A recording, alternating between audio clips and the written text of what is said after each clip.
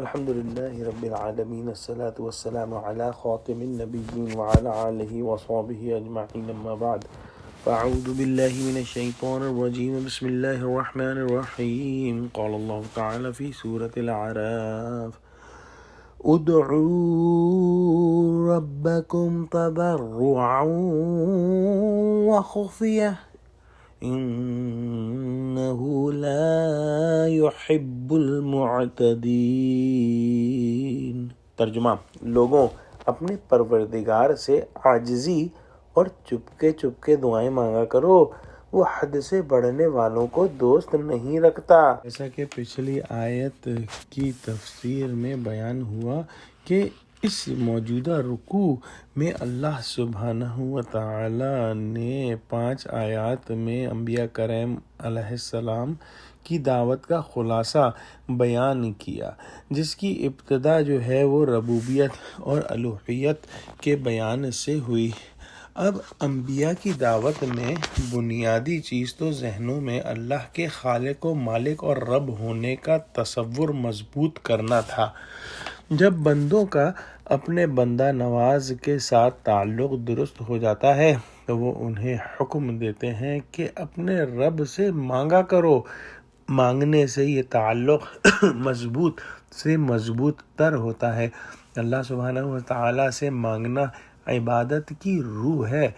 دعا میں 2 چیزوں کو ملحوظ رکھنے کا حکم دیا گیا ہے: ایک تضرع اور آہستگی. تضرع کی اگر لغوی تحقیق کی جائے تو اس سے ثابت ہوتا ہے کہ انسان کی عبادت اور دعا میں اظہار ذلت کے ساتھ طلب کی وہ کیفیت ہونی چاہیے جو دودھ پیتے بچے کے اندر ہوتی ہے.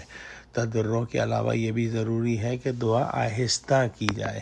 بلا وجہ آواز بلند کرنے اور چیخنے چلانے میں ریا اور دکھاوے کا اندیشہ ہوتا ہے، اور یہ حکم صرف دعا کے ساتھ مخصوص نہیں بلکہ دوسرے اذکار اور وظائف کے بارے میں بھی یہی حکم ہے کہ بلا ضرورت آواز بلند نہ کی جائے. ابن جریح نے فرمایا کہ دعا میں آواز بلند کرنا اور شور کرنا مکروہ ہے. حدیث میں آیا کہ حضور صلی اللہ علیہ وسلم نے فرمایا، یعنی بہترین ذکر خفی ہے اور بہترین رزق وہ ہے جو انسان کے لیے کافی ہو جائے.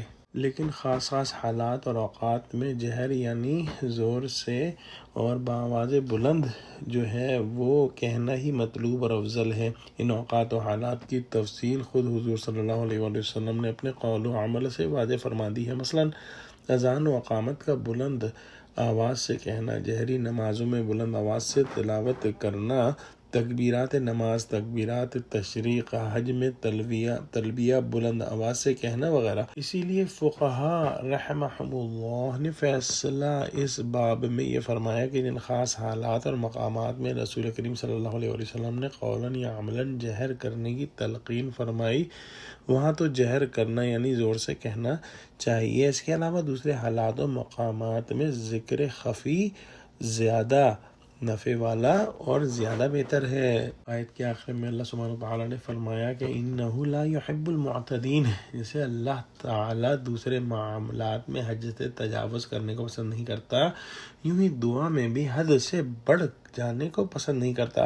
حد سے بڑھ جانے کی کئی صورتیں ہیں، جن میں سے بدترین یہ ہے کہ اللہ تعالیٰ کے ساتھ اس کے غیر کو بھی شریک کر لیا جائے، جبکہ اللہ تعالیٰ فرماتے ہیں کہ اللہ کے ساتھ کسی اور کو نہ پکارو، نہ فرشتے کو، نہ نبی کو، اور نہ ہی کسی ولی کو، کیونکہ دعا جو ہے وہ عبادت کا مغز ہے. اسی طرح حدیث میں آیا کہ دعا ہی عبادت ہے. دعا کرتے ہیں کہ اللہ سبحانہ وتعالی ہم کو قرآن کا فہم عطا فرما، ہم کو سچوں سے جوڑے اور ہم کو ایسی دعا مانگنے والا بنا جو کہ تیری بارگاہ میں قبول ہو. حدیث میں آیا ہے ان اسرع الدعاء اجابۃ دعوت غائب لغائب، کہ بے شک سب سے جلدی قبول ہونے والی دعا وہ دعا ہے جو غائب کے لیے مانگے.